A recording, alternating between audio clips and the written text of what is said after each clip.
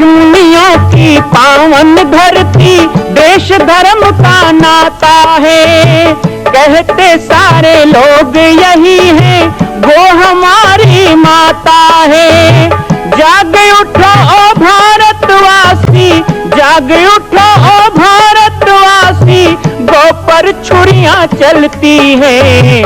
बंद करो गौ माँ की हत्या, सारी जनता कहती है। बंद करो गौ माँ की हत्या, सारी जनता कहती है।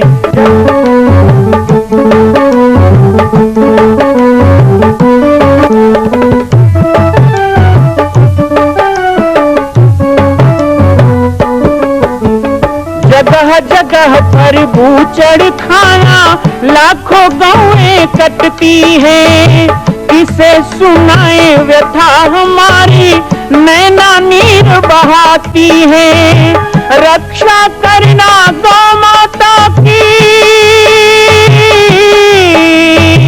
रक्षा करना गौ माता की, गीता ज्ञान सिखाती है।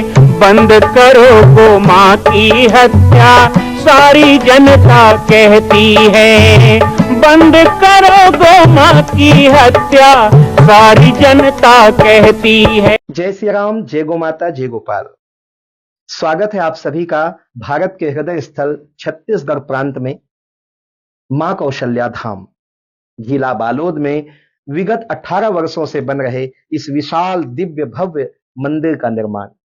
विश्व के अंदर भगवान राम के लाखों मंदिर हैं। अब अयोध्या में भी रामलला विराजित हो चुके हैं, लेकिन छत्तीसगढ़ की बेटी मां कौशल्या जो राम की माता है, उनका एक भी मंदिर पूरे विश्व में नहीं।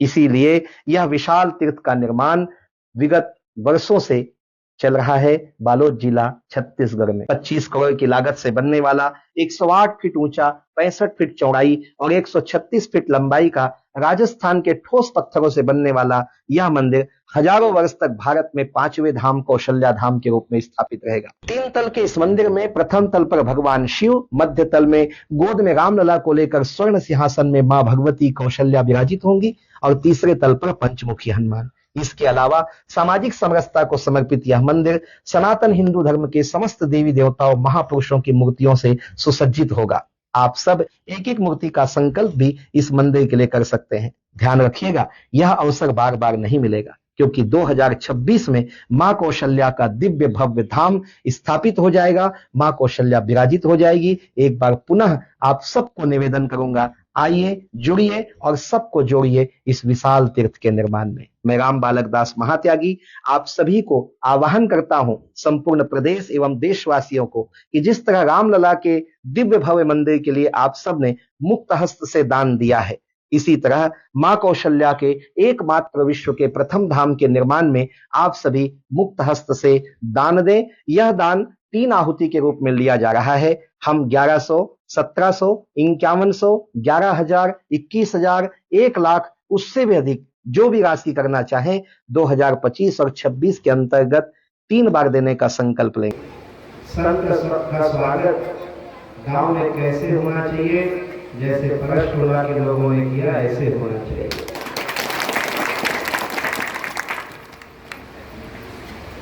मैं पहली बार नहीं आया हूं, आपके गांव के बिल्कुल पास में अलग टोली में मैं प्रवचन देने आया था। सब तो अच्छे से याद नहीं है,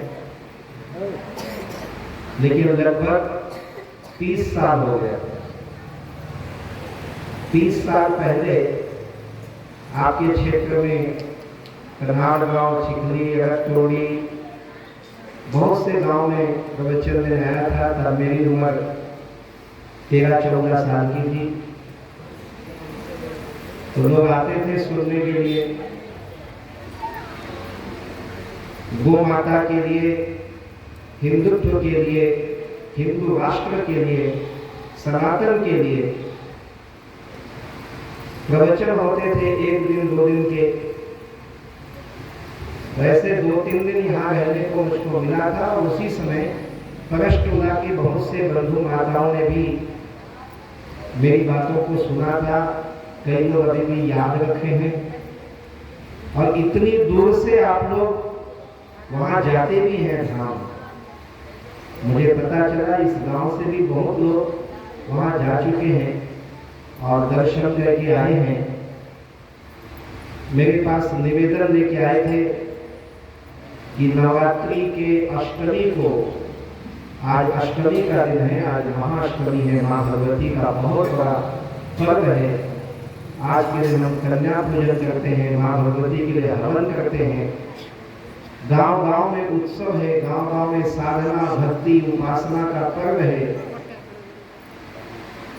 ऐसे अवसर के लिए मुझसे निवेदन किया गया कि अभी जो मेरी यात्रा चल रही है, लगातार 3 साल हो गए, 3 वर्ष में हमने लगभग 2000 से ज्यादा गांव में जाकर के सभा लिया। प्रतिदिन 4 सभाएं, 5 सभाएं, 3 सभाएं लेते हैं, कार्यक्रम करते हैं। तो निवेदन किया गया कि ग्राम परसटोला और चिखली 2 गांव में हमें समय दीजिए कार्यक्रम का। तो मैंने 1 दिन का समय बनाया। सबसे पहले आपके गांव में थोड़ी देर चर्चा हो कर रहे हैं, वहाँ भी उत्सव है, वहाँ भी प्रतीक्षा है, माताएं बहनें बंधुजन, तो वहाँ भी जाएंगे। इस प्रकार 2 कार्यक्रम महाराष्ट्र में आयोजित किया गया। कहने को महाराष्ट्र है, लेकिन मैं जब यहाँ आता हूँ तो मुझे छत्तीसगढ़ जैसा ही लगता है। आप लोगों का रहन सहन, भाव भक्ति और आपकी खेती किसानी, गांव खेड़ा, ये सब देखने में ज्यादा अंतर नहीं है, थोड़ा सा बातचीत का अंतर है। अच्छा, चिखली वाले गए थे मेरे पास अभी, जब कार्यक्रम तय हुआ, यहाँ कोई बैठे हैं उस दिन वाले, तो वो लोग कह रहे थे कि थोड़ा मराठी में बोलना। मुझे बोले थोड़ा मराठी में बोलना। मैंने कहा मैं मराठी में बोल दूंगा, फिर आप लोग भी छत्तीसगढ़ी में बोलना। तो बोले हम तो बोल लेंगे। हाँ, बड़े दावे से बोल रहे थे, हम तो बोल लेंगे, क्योंकि आप लोगों को तो बहुत सारी भाषा आती है। यहाँ के लोगों को छत्तीसगढ़ी भी आती है, मराठी भी आती है, हिंदी भी आती है, थोड़ा थोड़ा अंग्रेजी भी बोल देते होंगे, और संस्कृत में नमस्ते बोलते हो, तो 5 भाषा वाले तो हो गए। मैंने स्कूल की पढ़ाई नहीं की है, और जब मैं 9 साल का था तब मेरे माता पिता ने उस जंगल में लाके गुरुदेव के चरणों में मुझे अर्पित कर दिया था। अब 9 साल की उम्र थी, हम तीसरी पढ़ रहे थे, तीसरी। अब कुछ पढ़े नहीं, स्कूल गए नहीं, और जब 11 साल के थे तो प्रवचन खुद ही करने लग गए, पढ़ाने लग गए, तो पढ़ने का फुर्सत नहीं मिला, सभाएं करने लग गए। फिर 1990 में अयोध्या का आंदोलन आया, 89-90 में, तो हम उसमें कूद पड़े। फिर बड़ी बड़ी सभाएं पूरे भारत में जाने लगे।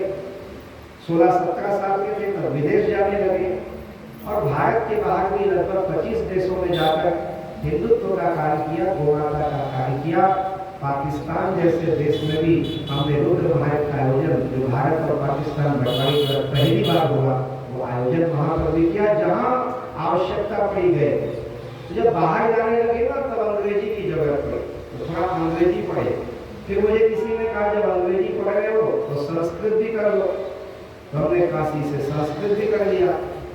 अब बात आई कि 2 भाषा कर लिया, तो डीलिट करने के लिए, डॉक्टरेट करने के लिए 1 भाषा और करो। तो मुझे कहा गया 1 भाषा और चुन लो, भारत में तो बहुत सी भाषा है। तो मैंने मराठी को चुना, और पुणे से मैंने 2 साल मराठी भी ऑनलाइन किया, और उसमें मुझे डॉक्टरेट मिला मराठी में, महाराष्ट्र का। तो आप लोग जितना अभी हमारे संचालक बाबा जी जब माइक पे बोल रहे थे तो मैं सब समझ रहा था, लेकिन आदत नहीं होने के कारण मराठी बोलूंगा भी तो आपको लगेगा कि मैं अनपढ़ हूं। हिंदी तो सब समझते हैं ना, पक्का? अच्छा, आपको हिंदी भी नहीं आएगी तो भी मेरी भाषा समझ जाओगे। क्यों समझ जाओगे?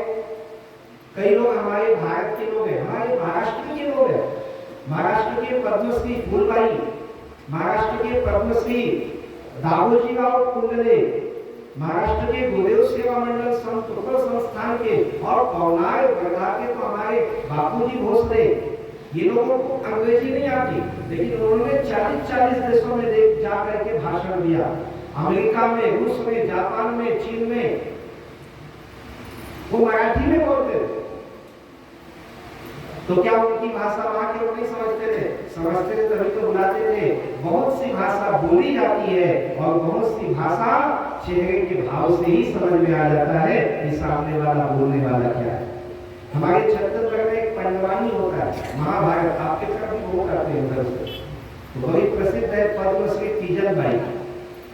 अब वो विदेशों में जाके पंडवानी गाती थी। मैंने एक दिन उनको पूछा कि आपको अंग्रेजी नहीं आती है और जहाँ जाते हो उसको तो हिंदी भी नहीं आती है, तो छत्तीसगढ़ी तो दूर की बात है, तो आप गाते कैसे हैं और लोग समझते कैसे हैं? तो उन्होंने कहा कि मुझे तो लोग समझते भी हैं और ताली भी बजाते हैं, क्योंकि मेरी भाषा वाले मत समझे लेकिन मेरे भाव को समझ जाते हैं। इसी तरह भाषा जो है ना वो ज्यादा बिगड़ नहीं है। मैं तो छत्तीसगढ़ में भी छत्तीसगढ़ी में प्रवचन नहीं देता हूँ, हिंदी में ही देता हूँ। महाराष्ट्र में भी आता हूँ तो हिंदी में बोलता हूँ। मैं तो विदेश भी जाऊंगा, मुझे पता है कि वहां के लोग अंग्रेजी नहीं जानते, तो मैं प्रयास करता हूँ कि हिंदी में बोलूं। तो कई लोग कहते हैं कि हम आप अपने एक मशीन लगा दो, एक मशीन आता है यहाँ माइक में लगा दोगे ना, तो मैं बोलूंगा हिंदी में और जो भाषा सेट कर दोगे ना वो कोंगा में निकलेगा, मराठी में, अंग्रेजी में, मलयालम में, कन्नड़ में, तेलुगु में, तमिल में। एक ने कहा मुझे कि आप अपने माइक में मशीन लगा लो। मैंने कहा मैं अपने माइक में क्यों मशीन लगाऊंगा, तुम अपने कान में मशीन लगा लो। तुम अपने कान में मशीन लगाओ, क्योंकि मैं जो बोल रहा हूँ वो भारत की भाषा है और भारत की भाषा संपूर्ण विश्व की सबसे प्राचीन भाषा है, सबसे महान भाषा है और वो है संस्कृत। देव भाषा संस्कृत, देवता से हम लोग पैदा हुए। देखो संसार में दो प्रकार के लोग हैं, एक देवता से पैदा हुए हैं और एक किससे पैदा हुए हैं? दानव से। एक देवता से पैदा हुए, एक दानव से पैदा हुए, लेकिन हम तो देवता वाले हैं ना। देखो बजरंगबली बैठे हैं, इधर माता सरस्वती विराजमान है, आप लोग पूजा हवन, ये दिया जलाने वाले जो होते हैं ना वो देवता वाले हैं, और जो दिया बुझाने वाले हैं वो आप नहीं बोलोगे। आप लोग हैप्पी बर्थडे टू यू, आजकल मोमबत्ती जला के तो छोटे छोटे बच्चों को सिखा रहे हैं, माताएं सिखा रही हैं। माताओं आज दुर्गाष्टमी है, आपका उत्सव है, समझो भारत की संस्कृति क्या है, समझो। बच्चे का जन्मदिन मनाते हैं तो आरती उतारना चाहिए, मस्तक में गोरोचन चंदन और चावल का तिलक करना चाहिए, आरती उतार के बलियां लेनी चाहिए बच्चों की, और भैया गौ माता के दूध का खीर बनाकर, है ना, चांदी के कटोरी में और चांदी के चम्मच से बच्चे को खिलाना चाहिए। और वो जितने साल का हो गया उतना दिया जलाना चाहिए, वो भी घी का दिया जलाना चाहिए, तब आशीर्वाद मिलेगा बच्चों को। पर आजकल दानव संस्कृति, ये मैं कह रहा हूं देव संस्कृति, और दानव संस्कृति क्या है वो पता नहीं। वो लीजा सब केक ले आते हैं कोखिरा से, वही मिलता है वो सड़ा गला चीज, अंडा वंडा भी खिला देते हैं और उसी को ला लेंगे और एक चाकू दे देंगे बच्चे, काट। तुम काटना सिखाते हो, हमारा धर्म जोड़ना सिखाता है, हमारा धर्म कभी काटना नहीं सिखाता है। तो कहते हैं इसको काट। अच्छा, ये 60-70 साल के बुजुर्गों को भी आजकल बड़ा शौक लग गया है, नाती का बर्थडे है केक मनाओ। अच्छा, ऐसा नहीं कि बर्थडे में केक मनाओ, हम 60 साल के हो गए केक मनाओ। कई लोग तो कोई मर जाए तो कहते बाबा मर गए केक मनाओ, और फिर उसमें मोमबत्ती बना देते हैं और जला के कहते फूक के बुझा। दिया जला के आरती करोगे तो बच्चों के जीवन में प्रकाश रहेगा। अस्तो मां सद्गमया तमसो मां ज्योतिर्गमया। और दिया बुझा के जन्मदिन मनाओगे तो यही तो कहेगा भगवान तेरे जिंदगी में अंधेरा करे। तो श्राप दे रहे हो कि आशीर्वाद? ये तो श्राप हो गया। तो हम सूर्य की दिशा में चलने वाले लोग, हम प्रकाश की पूजा करने वाले लोग, हम अग्नि जला के पूजा करने वाले लोग।